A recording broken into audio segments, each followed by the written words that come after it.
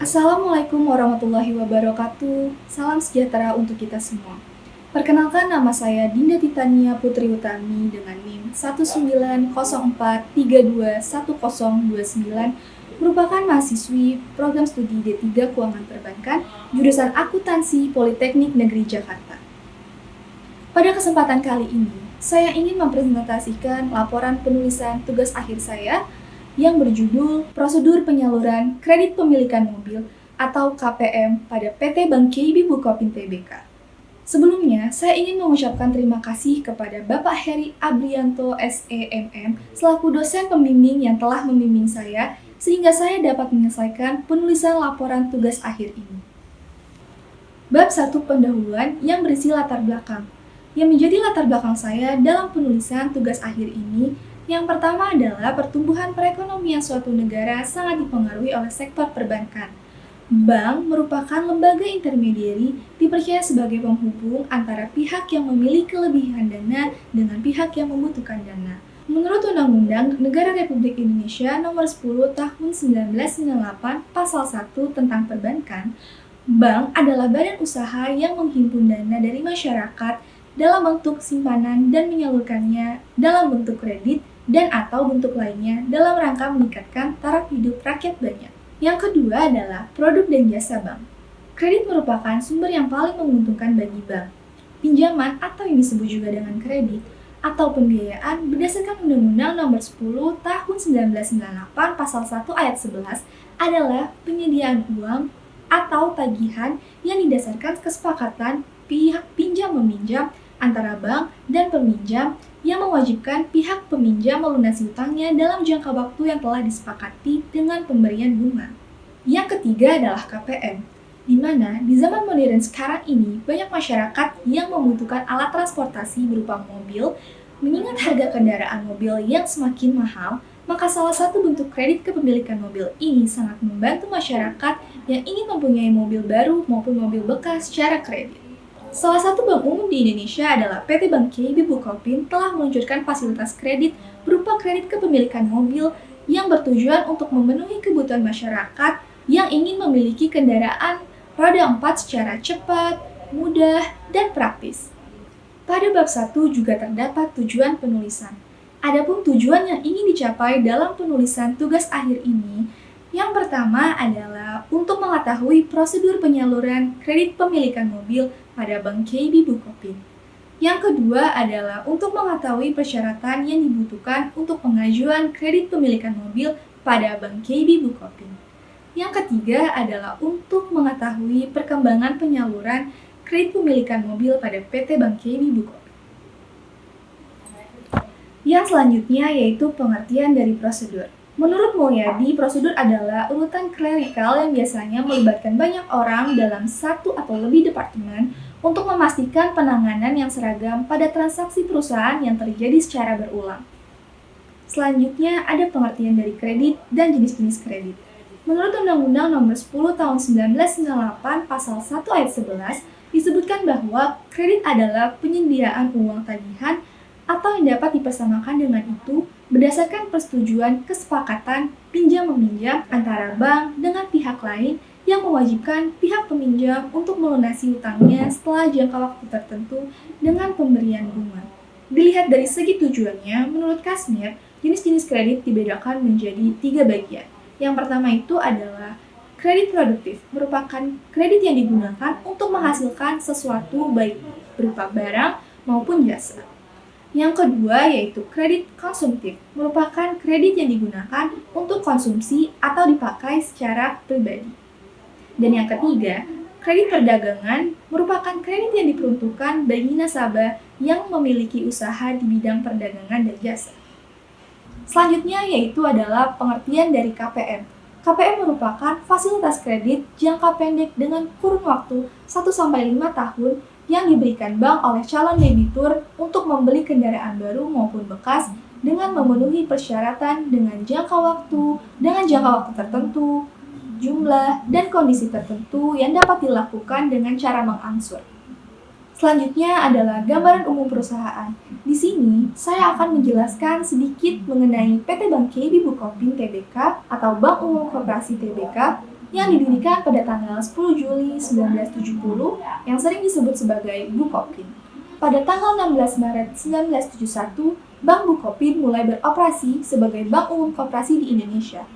Dalam perkembangan selanjutnya, status Badan Hukum Bank Bukopin berubah dari koperasi menjadi perseroan terbatas pada tanggal 1 Juli 1993. Pada tahun 2018, Bank Bukopin mulai sinergi dengan KB Kukmin Bank melalui aksi korporasi berupa penawaran umum terbatas 4 yang menjadikan KB Kukmin Bank memiliki 22% saham perseroan. KB Kukmin Bank terus meningkatkan kepemilikan saham pada tahun 2020 hingga mencapai 67%. Sehingga KB Kukmin Bank menjadi pemegang saham pengendali dan mengubah nama Bank Bukopin menjadi Bank KB Bukopin. Pada bab ini menjelaskan mengenai gambaran umum KPM. Produk perkreditan konsumer atau KPM merupakan penyaluran fasilitas kredit kepada debitur untuk memenuhi kebutuhan dalam pemilikan kendaraan roda 4, baik mobil baru maupun mobil bekas, dengan tujuan digunakan oleh calon debitur perorangan untuk keperluan pribadinya. Selanjutnya terdapat fitur KPM Bank KB Bukopin. Yang pertama, plafon KPM dimulai dari 50 juta sampai 5 miliar.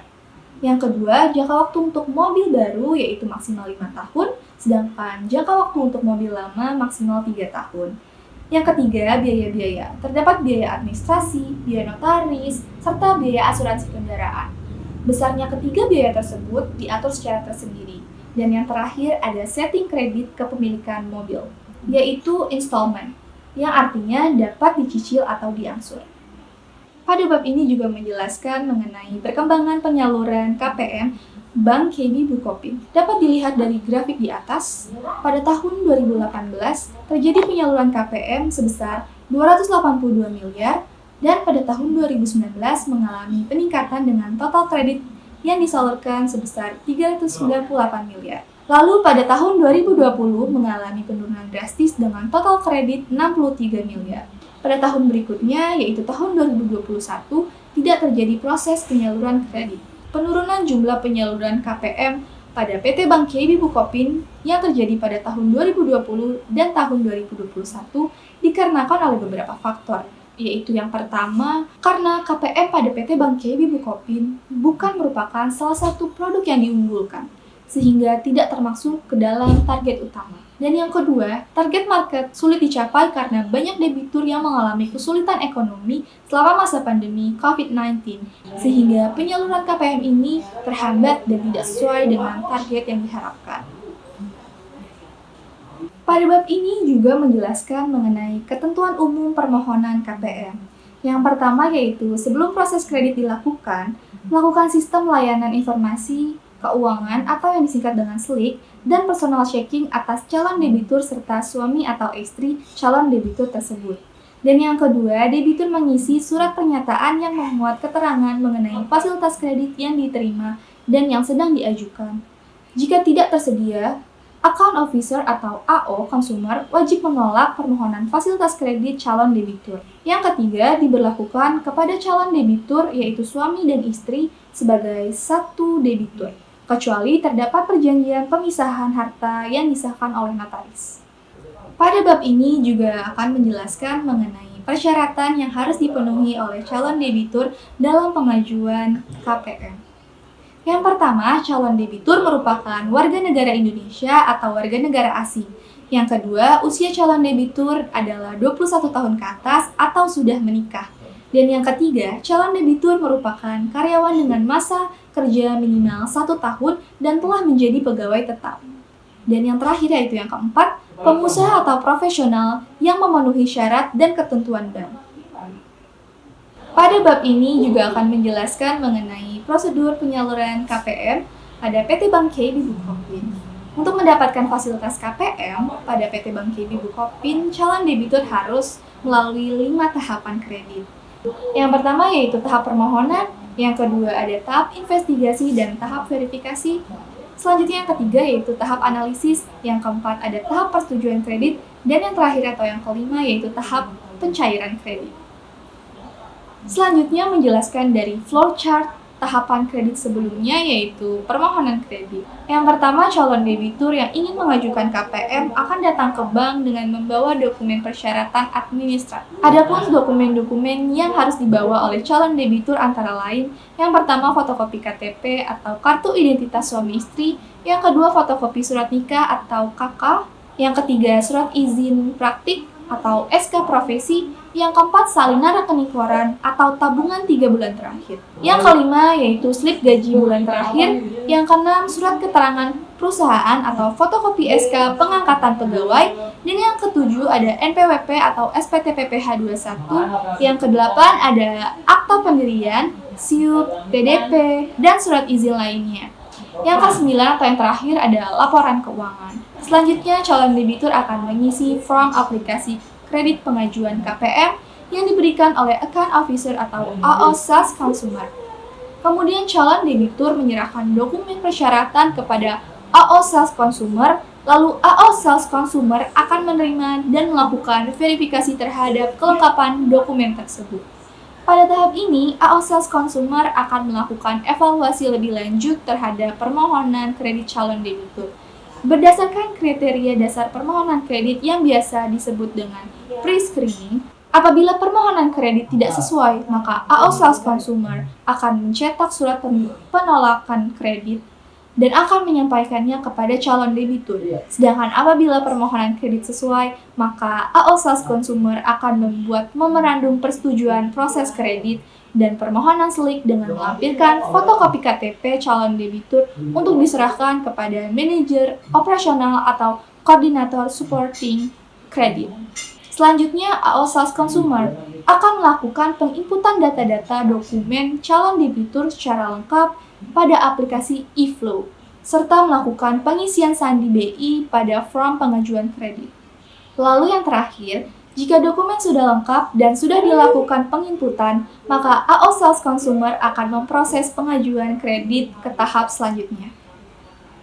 Selanjutnya, tahap yang kedua yaitu investigasi dan verifikasi. Pada tahap ini, Credit Acceptance atau CA akan melakukan verifikasi terhadap data yang telah diinput oleh AO Sales Consumer. Selanjutnya, melalui SLIC, CA akan melakukan proses pengecekan mengenai riwayat pinjaman yang dilakukan oleh calon debitur di bank maupun lembaga keuangan lainnya. SLIC akan menyediakan informasi mengenai kolektibilitas dari fasilitas kredit yang pernah diterima oleh calon debitur. Informasi ini akan menjadi salah satu cara dalam menganalisis kredit. Semakin bagus kolektibilitas yang dimiliki oleh calon debitur, maka akan semakin mudah untuk diterima dalam pengajuan kredit bank. Selain melakukan pengecekan SLIC calon debitur, CA juga melakukan pemeriksaan terhadap keabsahan dari data dokumen yang diterima oleh calon debitur seperti alamat kantor, alamat tempat tinggal, kontak darurat, serta keabsahan surat-surat yang diterbitkan oleh institusi. Pada tahap ini dilakukan perhitungan atas kemampuan pembayaran calon debitur terhadap kriteria kualifikasi Credit Debt Burden Ratio atau yang disingkat dengan DBR, dan pendapatan atau gaji bersih dengan menggunakan metode credit scoring yang disebut juga screening. Dari hasil analisis tersebut, CA akan merekomendasikan kepada komite kredit bahwa proses kredit dapat dilanjutkan atau tidak dilanjutkan melalui aplikasi eFlow. Selanjutnya tahap ketiga yaitu tahap analisis kredit. Pada tahap ini, Account Officer Analyst akan melakukan analisis 5C pada calon debitur, yaitu dimulai dari yang pertama, karakter. Pada analisis ini, AO Analyst akan melihat kepribadian calon debitur. Dan yang kedua, capacity. AO Analyst akan memperhatikan kewajiban yang dimiliki oleh calon debitur. Yang ketiga, capital. Untuk melihat kondisi keuangan calon debitur dari rekening koran dan slip gaji calon debitur. Yang keempat, condition.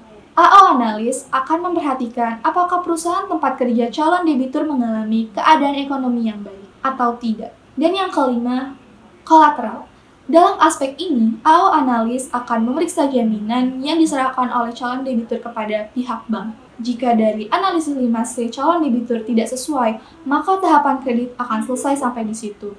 Tetapi jika calon debitur sesuai dengan analisis 5C, maka staf legal akan melakukan analisis terhadap calon debitur atas aspek yuridisnya seperti aspek hukum yang berisi mengenai badan hukum atas usaha yang dilakukan calon debitur, objek anggunan sesuai dengan ketentuan yang berlaku, keaslian dokumen-dokumen yang diserahkan sebelumnya. Selanjutnya, staf legal akan melakukan pengikatan kredit dan membuat surat persetujuan pemberian kredit atau SPPK dan perjanjian kredit atau PK. Staf legal juga akan melakukan penginputan pada aplikasi eFlow. Selanjutnya, dalam tahap persetujuan kredit, komite kredit akan melakukan pengecekan atas seluruh data calon debitur melalui aplikasi eFlow yang telah diinput. Lalu berdasarkan hasil pada proses sebelumnya, komite kredit akan mengambil keputusan untuk melakukan penerimaan kredit yang diajukan oleh calon debitur setelah meyakini dan memverifikasi data serta kemampuan pembayaran kredit. Pada tahap ini, komite kredit dan calon debitur membuat persetujuan kredit yang akan ditandatangani oleh kedua belah pihak yang biasanya disebut dengan Memorandum Komite Kredit atau MKK, SPPK, dan PK. Dan jika tidak sesuai, maka tahap kredit akan selesai sampai di situ. Selanjutnya, tahap yang terakhir yaitu pencairan kredit. Pada tahap ini, staf administrasi akan melakukan verifikasi data pada aplikasi eFlow. Jika tidak sesuai, maka staf administrasi laporan akan mencetak Memorandum Komite Kredit atau MKK, dan staf administrasi laporan akan melakukan pengadministrasian dokumen kredit dalam bentuk file kredit berdasarkan produk dan nama debitur. Tetapi bila sudah sesuai, maka staf administrasi akan melakukan pencairan kredit ke rekening debitur sesuai dengan SPPK dan MKK yang sudah dibubuhi fiat atau tanda tangan persetujuan. Kemudian, debitur akan dikenakan biaya administrasi, biaya notaris, dan biaya asuransi kendaraan yang besarnya akan diatur secara tersendiri. Bab 5 penutup yang berisikan kesimpulan. Yang pertama, prosedur yang dibutuhkan oleh calon debitur untuk mendapatkan fasilitas KPM tersebut terdiri dari 5 tahapan, yaitu yang pertama tahap permohonan kredit, yang kedua tahap investigasi dan verifikasi, yang ketiga tahap analisis, yang keempat tahap persetujuan kredit, dan yang terakhir tahap pencairan kredit serta pelunasan kredit. Kesimpulan yang kedua yaitu persyaratan yang ditetapkan oleh Bank KB Bukopin yaitu calon debitur merupakan warga negara Indonesia atau warga negara asing, usia nasabah 21 tahun ke atas atau sudah menikah. Calon debitur juga merupakan karyawan dengan masa kerja minimal 1 tahun dan telah menjadi pegawai tetap. Serta untuk calon debitur pengusaha dan profesional yang memenuhi syarat dan ketentuan bank. Kesimpulan yang ketiga yaitu perkembangan penyaluran kredit kepemilikan mobil pada Bank KB Bukopin mengalami fluktuasi. Pada tahun 2019 mengalami peningkatan dari tahun sebelumnya, sedangkan pada tahun 2020 mengalami penurunan yang drastis dari tahun sebelumnya. Sedangkan pada tahun 2021, Bank KB Bukopin tidak sama sekali menyalurkan kredit pemilikan mobil. Pada bab 5 juga terdapat saran yaitu PT Bank KB Bukopin yang pertama, sebaiknya untuk biaya-biaya seperti biaya notaris, biaya asuransi kendaraan, serta biaya administrasi ditentukan dengan jelas berapa persennya pada fitur KPM Bank KB Bukopin. Dengan begitu, maka akan memudahkan calon debitur untuk mengetahui informasi detail berapa biaya yang akan dikenakan pada calon debitur dalam mengajukan KPM. Saran yang kedua yaitu, account officer sales consumer harus lebih teliti dan serta hati-hati dalam melakukan pengecekan kelengkapan dan keabsahan dokumen calon debitur.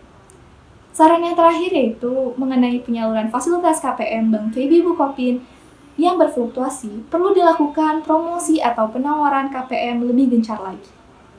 Cukup sekian presentasi terkait laporan tugas akhir saya yang berjudul Prosedur Penyaluran Kredit Pemilikan Mobil pada PT Bank KB Bukopin Tbk. Saya Dinda Titania, mohon maaf apabila terjadi kesalahan dan terima kasih atas perhatiannya. Wassalamualaikum warahmatullahi wabarakatuh.